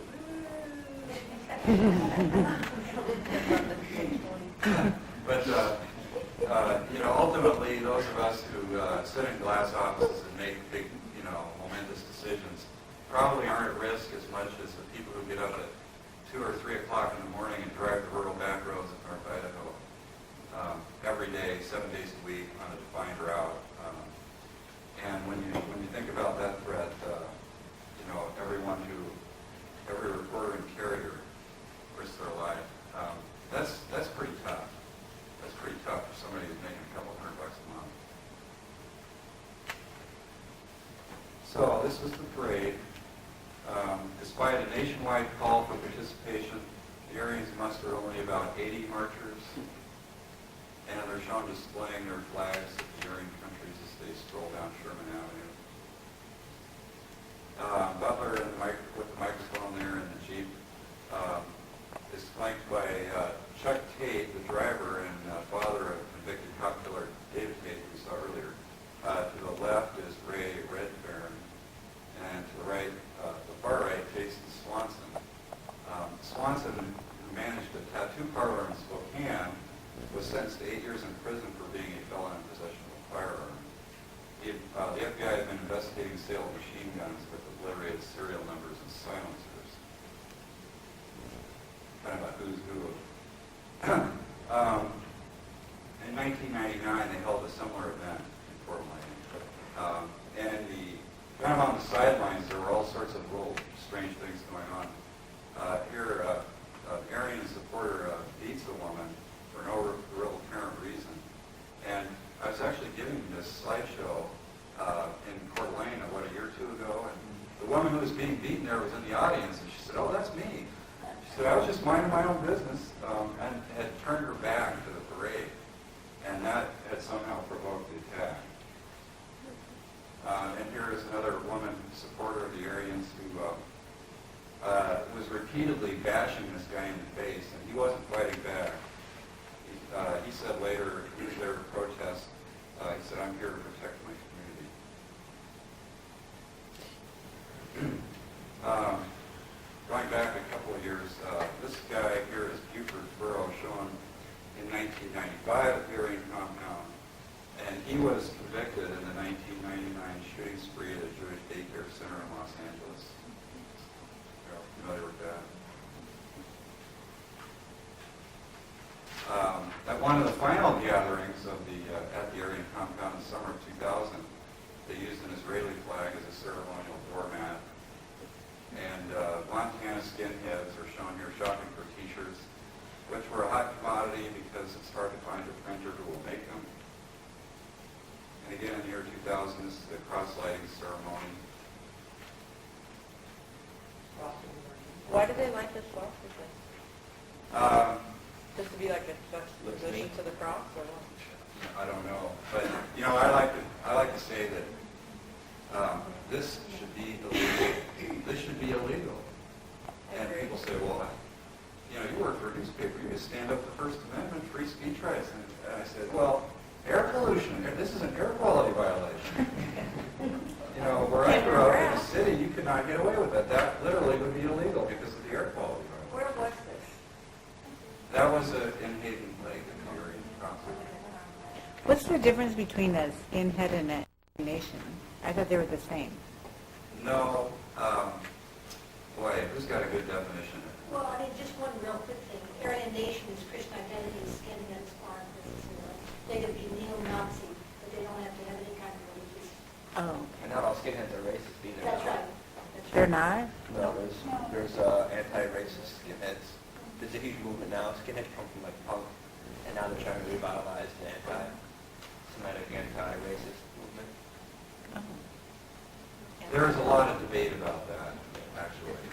There are skinheads who say that not all racists are skinheads, and there are other people who say, yes, they are. But I also like to point out, especially when I'm talking in North Idaho, that not all the racists live in Idaho, not all the bad stuff happens in Idaho. Just look around the streets of Spokane and you'll find traces of their hateful messages. These murals were painted underneath the railroad viaduct in downtown Spokane on Monroe Street, and the paint was barely dry before these artworks were defaced, and that was in the summer of 2000. This picture shows a Spokane police officer removing a cross that was burned in the front lawn of a Northeast Spokane home. This was the second time a cross had been burned on that property. And in 1998 alone, the Spokane Human Rights Commissioner recorded 34 racist or hate crime incidents in Spokane. This graffiti was spray painted on an apartment building in Brown's Edition, and Vince Lemus, who is the city human rights director, told me that he had heard about us, so we went to take pictures to document it for official city records. And he was confronted by the skinhead who lived in one of the apartments. And Vince is a veteran, he's not a real big guy, and so he just, in order to escape without a confrontation, he just told the skinhead, "Oh, I'm a tourist, I'm sorry, I don't mean to bother you," and just kind of backed his way out of the situation. Which he felt threatening in broad daylight, just outside of downtown Spokane. In 1998, we are getting close to the end here. 2 weeks before the Aryan Parade in 1998, a North Idaho woman and her son were shot at 7 times after their car stopped outside the Aryan compound. Victoria and Jason Keenan sued Butler in 1999, who's shown here when the case went to jury trial in 2000. Here he's with his attorney. And boy, that was quite an event. Security was real tight in Coeur d'Alene during the trial in 2000. The Keenan's attorney, Morris, the Southern Poverty Law Center, happens to be a high-profile target of white supremacists. And here are some of the spectators who are hanging around outside of the courtroom. And I have to say, the day the verdict was read, the attorneys held a press conference at the Spokesman Review building in Coeur d'Alene, and I was working there at the time. And there were I counted 17 police officers in our building as security. I mean, that's, in a typical day in Coeur d'Alene, there are probably only 17 police officers on patrol at any given time. And here, Jason Keenan and Morris Keyes celebrate the verdict that bankrupted the area. Keenan's verdict was for $6.3 million, and Butler eventually forfeited his property, and the buildings were burned to the ground. And the property, have they started construction on that? The Craig Carr purchased it. We had a discussion. He's a very generous man, written from he'll be speaking, keynote speaker. And he and I had some discussions. We would lose everything gets turned into a piece park, and then he needed it to run over college foundation with the stipulation that I asked him to put in that it will not be changed anyway for 2 years. And there are classes going up there from the high school building with forestry work, and then at the botany classes from NIC putting together little studies. The first 15 days of each month, there was a farmer or a rancher who put this cattle in so it doesn't grow up. And the next 15 days of each month, the students worked on it. It was very quiet, peaceful. And I was there the other day, deer running across the earth scene, and you would never know there were 2 trees where they put in the trees, swastikas and those were taken out.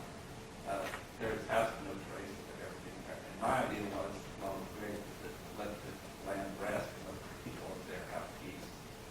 So it was a great victory. If I may just add one thing, very personal to me, I received a telephone call from Victoria Keenan some days after the shooting, and she told me that she was very frightened and that she didn't trust the institutions. And so I convinced her to meet with Norm Gissel the next day. He worked with her for 2 months. She and Jason was, Tom was very great. And then Norm, called Morris Keyes and brought him up, and they worked with the team, and Morris brought his whole law firm and called on this, and probably spent about $300,000 on this case. And then when the settlement took place, the Keenans got the money, the attorneys took about $1,000. And I want to recognize Norm Gissel, who spent about 2 years on this, and gave up a lot of clients while doing this. And I said one more thing, and I think you may know this. The bombing that took place in Coeur d'Alene and those people were arrested in Oregon, the way the FBI found out about who that was is a man who was not part of that, but recent information came from Gissel at that time. Right. And Norm took him to the FBI, and that's what wrote that case. And now that gentleman is in the government protection. Oh, yes. So Norm Gissel's been very involved in this. Right? Yeah, Norm's an attorney in Coeur d'Alene, very nice guy. What did the Is that Keenans do him? with the money? But- No, it's Morris Keyes. Oh, Yeah, Morris Keyes. Okay, go ahead. Butler, of course, isn't the only high-profile racist in North Idaho. This is going to be a past tense here, actually. 2 Silicon Valley millionaires moved to North Idaho and spent thousands of dollars sending out racist mailings to local residents. Vincent Bertolini, the man shown here, and Carl Story started their own church in Sandpoint. I forget how recently this happened, maybe about a year ago, but Bertolini disappeared under the threat of a lengthy prison sentence on his 3rd drunken driving arrest. And Story put his Idaho house up for sale and apparently moved back to California. 2 men are sort of waiting in the wings to take over for Richard Butler. It seems to change from week to week. This man here, Ray Redfern, at one point was named Area Nations Director, I think in August 2001.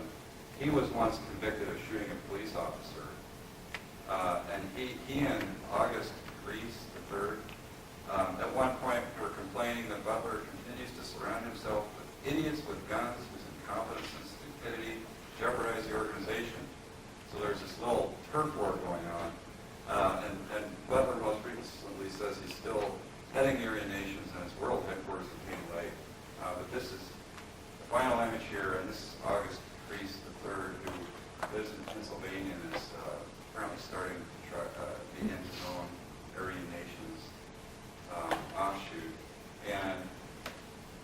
was the message that went up on the Aryan Nations website on September 11th. It wasn't there for very long. I think I went back on the 12th or the 13th and it was gone.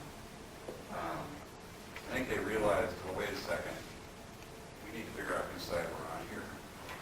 But, you know, their initial reaction was this. Can I give you just one update on that? Sure. Yes, Priest Christ, he moved to a small town in northern Pennsylvania. In fact, it was the birthplace of Philadelphia, which has never moved to Philadelphia. But we went there this summer, Marshall Man, and just now we did a tour of the whole state. We spoke to that community and we had a church and they rallied against us. And so last week, he packed up everything and moved to northern New York and said, I'm not going to Pennsylvania, and I'm leaving. So that's one of the great lessons in this process. That the community respond, they very early in particular, they can say, well, I'm going to go somewhere where we can more accept. So he has that hope last week. Well, that's news. Yeah. There's one other place you can get a good picture for your show. Have you ever had a reporter talk for the Spokane Gun Show? Oh, yeah. Well, you know, Tables in there. They don't let us. Literature. they don't let us in there. Nazi flags. How can they keep you out? Because those are private shows. They're taking it over to the public. Right, but the vendors, the people who put on the shows are private companies.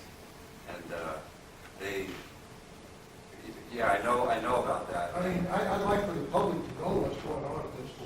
Right, but when they rent the facility, they have the right to determine who comes and goes. In a public facility? Yeah, they rent it.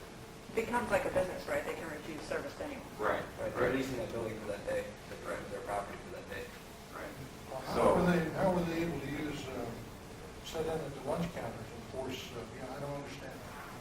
It doesn't make Well, they sense. broke the law, and they broke the law on purpose. That's Right, why they went into the theoretically. lunch counters and sat, they were breaking the law on purpose. Yeah, I mean. But you know, cannot refuse service. You cannot refuse service based upon, Since the civil rights movement, but any business owner can refuse service to anyone. Well, for instance, there are lots of businesses that we would like to go into and photograph the if they were inside. private businesses, if they were private places, I can see that. That's owned by cities. I think it becomes private for that day, though. Pardon? It becomes private for that day. It becomes like private property. Right, I'll give you another example. When Skate America was here, that was at the Spokane Arena, and none of the TV stations were allowed to take any images of Skate America while it was happening. And that was because one of the networks paid millions of dollars for the sole broadcasting rights. So even though that was in the Spokane Arena, none of our local TV stations were able to take any images. So those are the kinds of private business dealings that happen even in, quasi-public places. Now, if it was outside of the building, in a public place, they can't stop us. And I suppose if we were able to take pictures through the window, nobody could stop us from doing it. It should be publicized to everybody. Well, yeah. How about a letter to our very functional city council? Why don't we write into their contract that the public is allowed to take pictures of the interior? Write it into their contract. Because, I'm not anti-gun, but I'm Well, I don't know whether and I think that's something we should explain. Sure. Yeah. The right to refuse service, I think, I'm not sure, but I think you can refuse service, I'm doing my own business, but not on the basis of race and religion and sex. Yeah. Well, and you can prohibit photography. I mean, every concert you go to prohibits photography. So, I mean, there Well, that's because copyright's involved. There's no copyright involved here. Right. I'm just saying they do it and they can get away with it. I think it also comes down to an economic issue.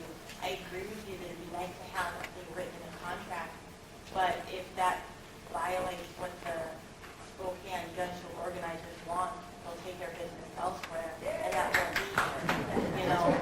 You can't really don't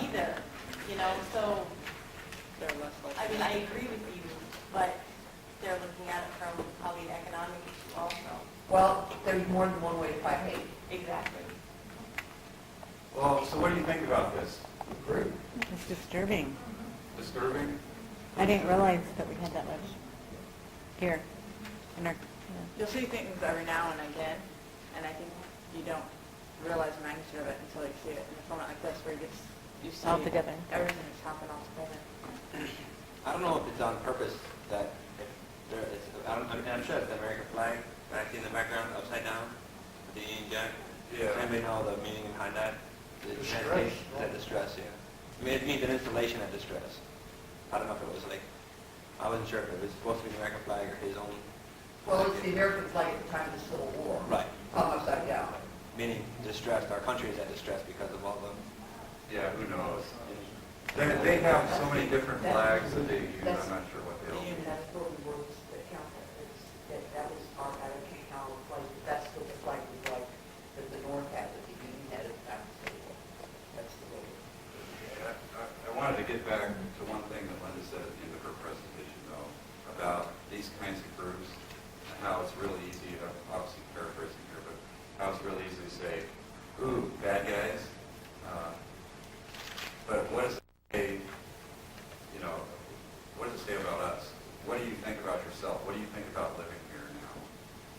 What do you think about the fact that the Aryans have been here since 1977, and this whole series of images is kind of new and shocking to you? And I'm not looking for a particular answer here. I'm just kind of probing a little bit because, you know, in 1977, the goal of turning this into the white man's last homeland or whatever, I think most of us kind of laughed and said, oh, yeah, you bet, you know, that'll never happen. But this area, unfortunately, became known as a haven for people like this somewhat. And there is the whole notion of a junkyard dog that these, and jump in anytime, Tony, that these people are like the vicious junkyard dogs. And some of us white folks for the last 25 years are able to walk past the junkyard without having the dog bark at us. So does it bother me when I can walk past the junkyard and the dog doesn't bark at me and he doesn't lunge and growl at me?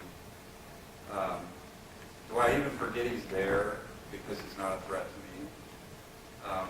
But who are these junkyard dogs a threat to? And what does it say about us if we aren't concerned about the people who are threatened by them?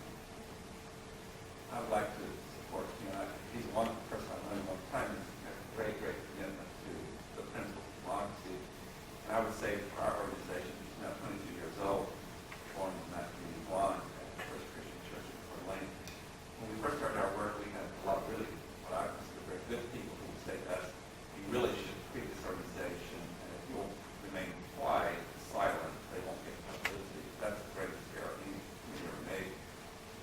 And as we've grown over the years, we've gotten more and more support from the reporters. And I have to say that part of that, from the very beginning, is supposed to be they've always been there to do they do the right thing, to report what's going on, and also to do great programs like these together. And what we've learned in our work all across the United States, Wyoming being an example, now Pennsylvania, and over in Montana, places, and places in Pennsylvania, what our communities do on the day that food arrives in the community, not remain silent, respond immediately, never denying anyone their First Amendment right, always being there and saying, you cross that line, you will be prosecuted for crime. And secondly, you'll never be accepted in this community. And when we went to Pennsylvania last summer,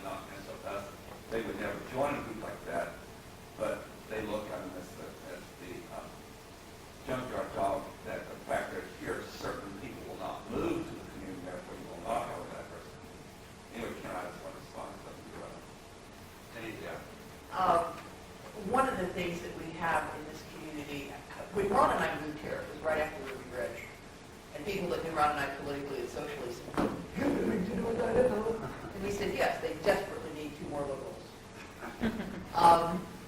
Having said that, and I said that tongue in cheek, I love this community. It's absolutely beautiful and wonderful, and people here can be beautiful and wonderful. But there's insidious hatred here.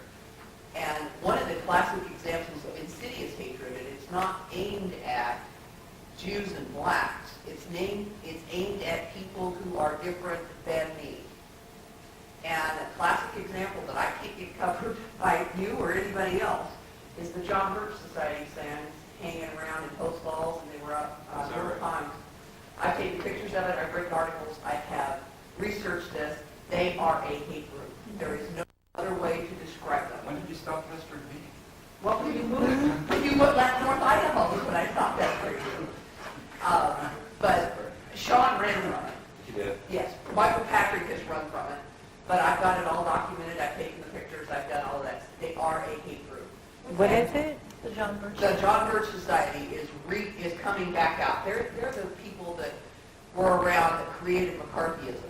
They were the backbone, the money, and the inspiration behind Joseph McCarthy and his blacklisting of people and the anti-communist, better dead than red routine. Well, it's resurfacing, but the people they hate now, wacko environmentalists, people, gay people, Democrats at large, because that happens to be the umbrella under which a lot of these other groups exist. They're a huge force, and they've got lots of money. And it's coming from people like in the old days of the John Birch Society. Henry Ford had, the money came from the Ford family for this. A lot of it came from industry, the oil industry. Supported the John Birch Society and their ideas because it was an anti-communist thing, because we were really great. This is when Under God got put in the Pledge of Allegiance. This is when In God We Trust got put on our paper money. In God We Trust got put on our coins in 1861 during the Civil War. So these are the ways that they try to make enemies out of people who don't think like them, whatever them think. And I think this is an insidious form of hatred that is coming up that we see here on, I call it hate radio, some people call it talk radio. Go listen to 16 Hours of Rush Limbaugh and Michael Savage and Sean Hannity. It's all the same thing. It's an insidious hate that I think we need to address. It's just as dangerous as these guys. You had your hand raised. Yeah, I just want to know what, since Butler has left the area and the area of that, where they had their headquarters is gone, what is it like there now with their orientation? If they really, the people... Well, he's still here. He's 85 now, I think, or 86, and not doing well. Very I poor didn't know health. he was still here. He is. His house in Hayden. Yeah. Still the... Yeah. Still with the previous So, I don't know whether all of his supporters have left or not. I think there's still some people up in But it has broken down quite, the whole thing has broken down quite a bit. I would just respond that he lives in a small town in Dayton, and his young lieutenant left about a month ago, 5 weeks ago, back from to York, Pennsylvania. I think there's some there at home and helps in the house and all that. And they basically have left. He's attempting in June to have another gathering up at Farragut, but they have been basically dismantled here, and not the country, but here, and so they're looking for new leadership. And all. He's been in and out of the hospital, but I guess he has to get heart failure. So I think it's very appropriate to say, and was left limit on also, that and something that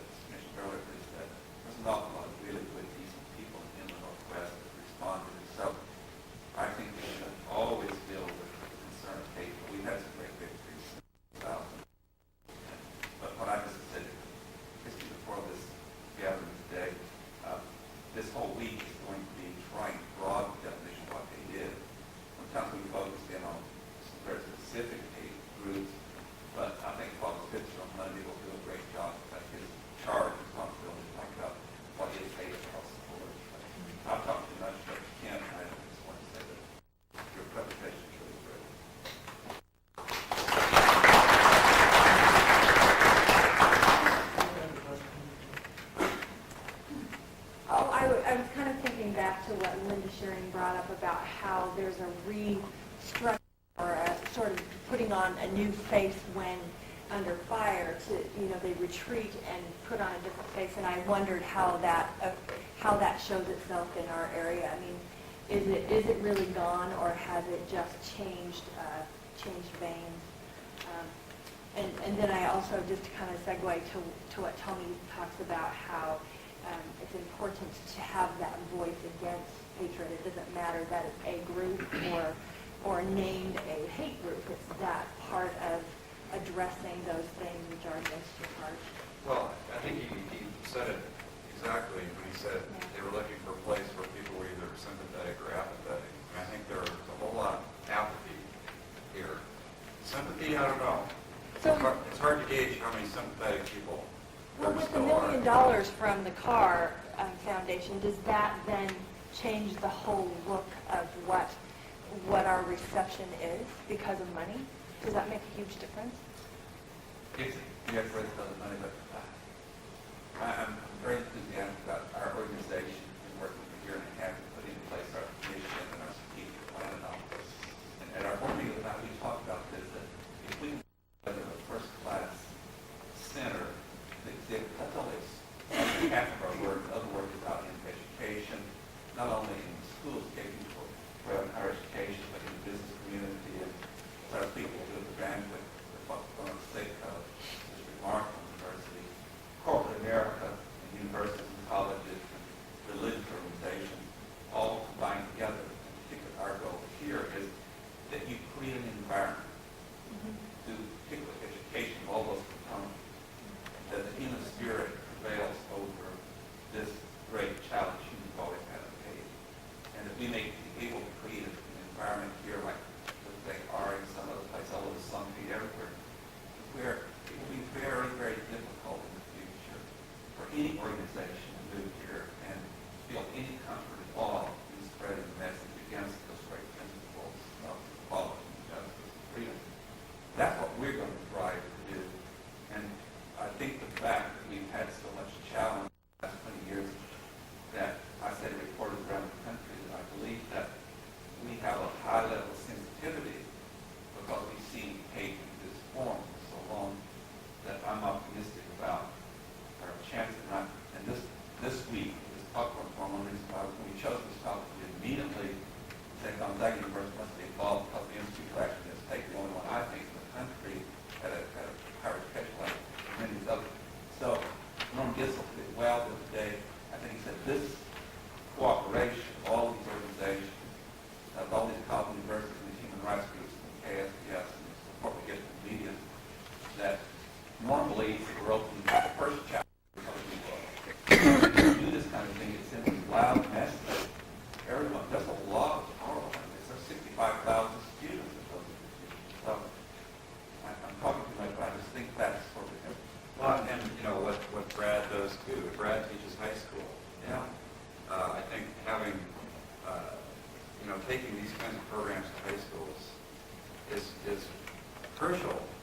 Just in the limited experience I've had of giving presentations, students who are 15, 16, 17 years old have never even thought about these issues before.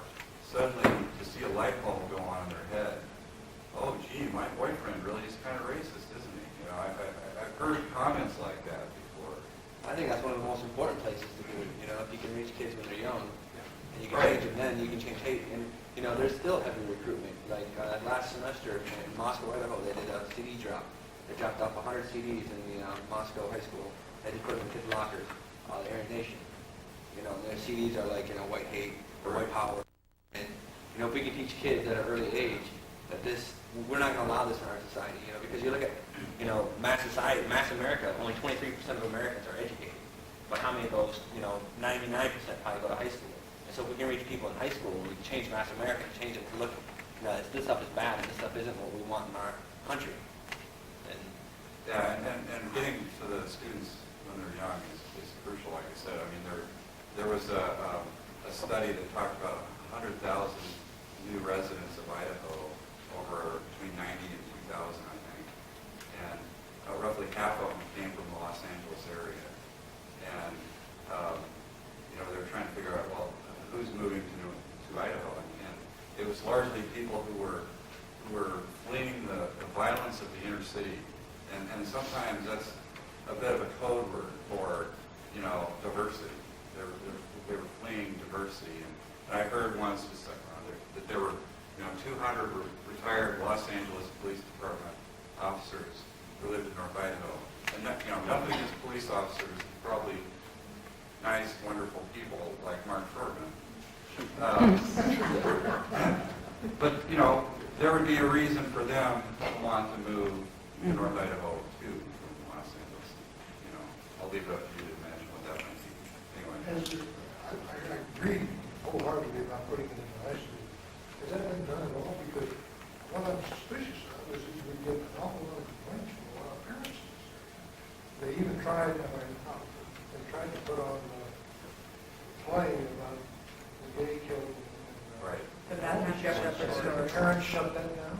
Well, I'll give you two examples. One, I did this program for 700 high school students in 1998. And the reason I did it was because in our preliminary investigation by the newspaper, we found that there didn't appear to be any of this being taught in any curriculum that we knew of in the high school. So we kind of brought a forum together, a half-day workshop for high school students. The second thing I would say, though, is I gave a presentation very similar to this one about 2 or 3 years ago to a boardroom full of Spokane School District officials, from the superintendent, like probably 2 or 3 levels down.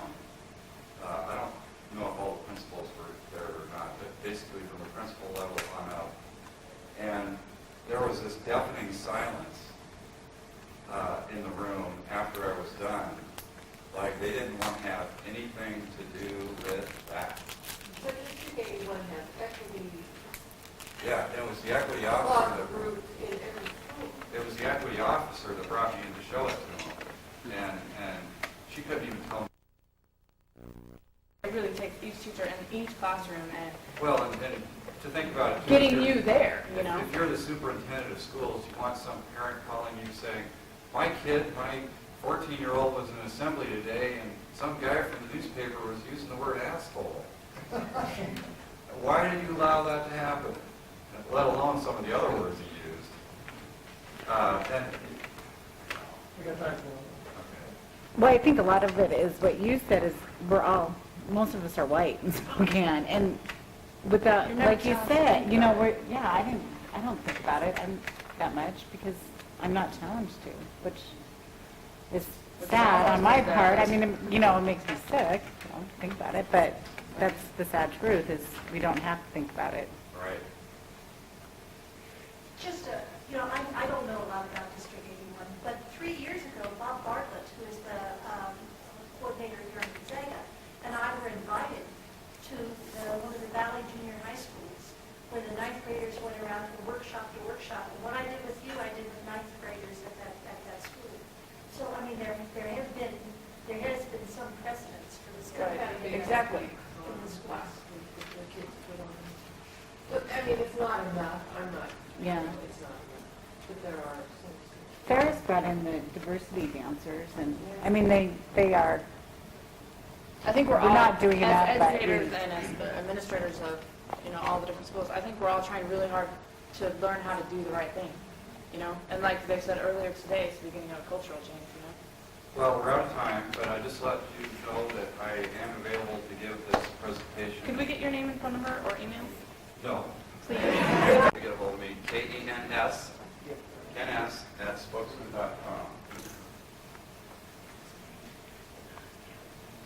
And your last name again? Sands, S-A-N-D-S.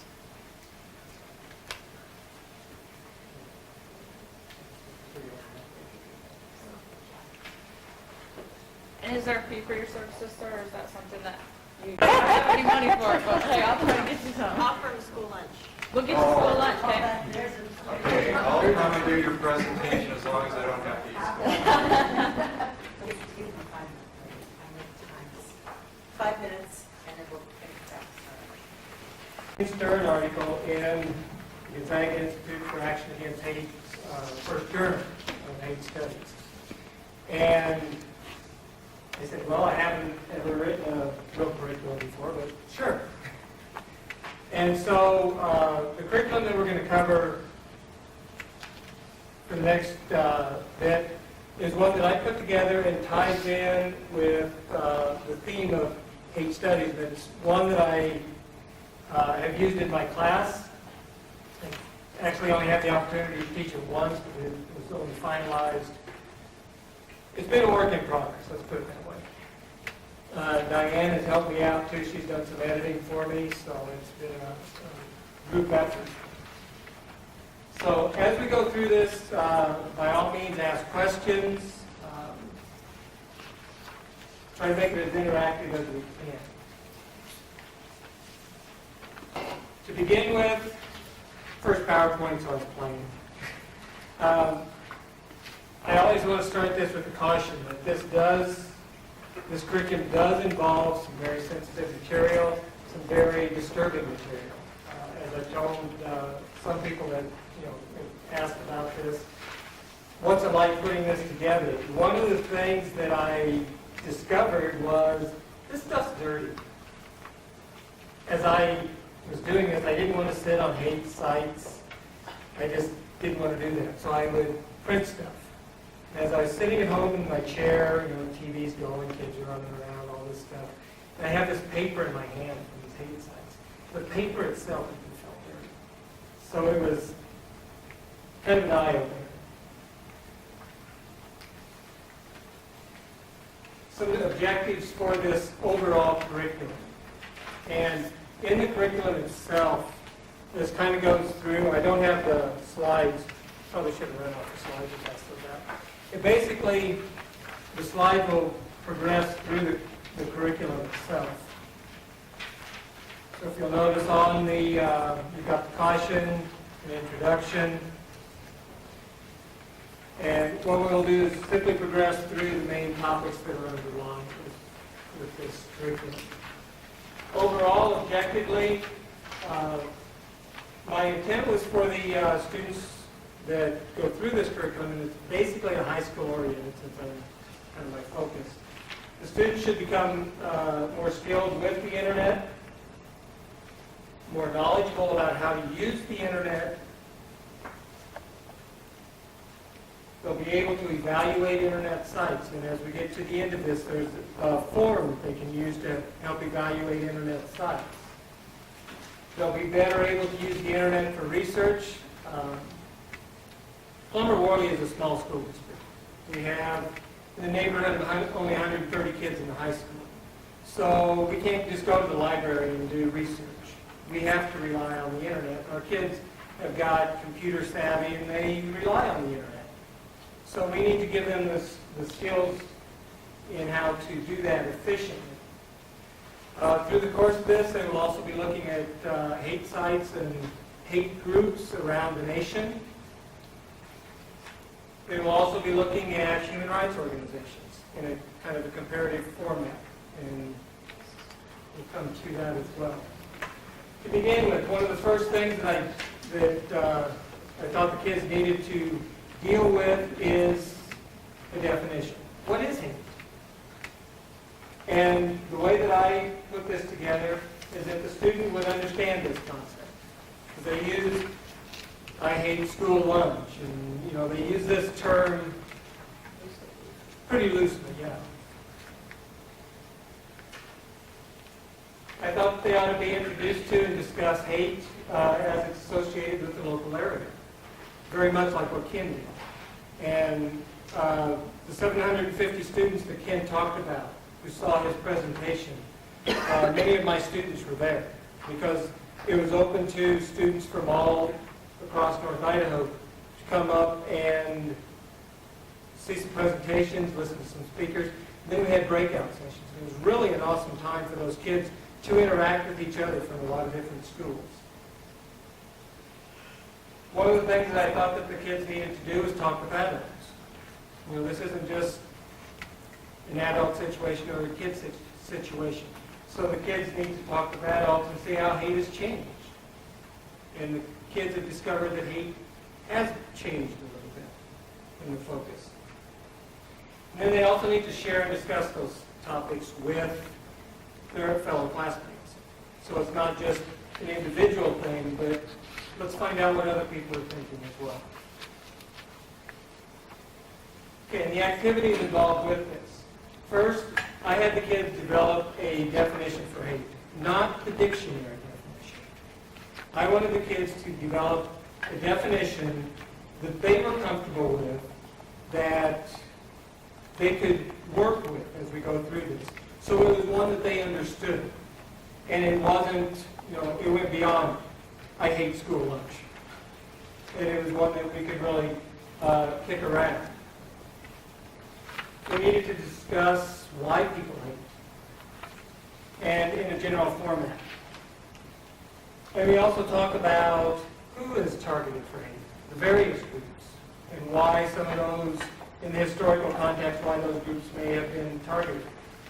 My background is in Holocaust education, and one of the aspects that I bring in has to do with Nazi legislation. And one of the assignments that my kids usually do deals with the legislation passed by the Nazis in the 1930s and 40s, and that same legislation goes back in the Middle Ages. And so they can see that it's not a new phenomenon, but it's something that is just kind of transferred over. I have the students share their experiences, some of them in formal presentations, some of them just in small groups, and then relaying out. I had the students discuss hate in the local area, not just like what Ken talked about, but what they experienced individually. Our Worley School District has a diverse population. We're about 50% Native American, 50% non-Native. So we get quite a few different perspectives in what people have experienced. And some of those experiences, one group or the other may not even be aware of, even though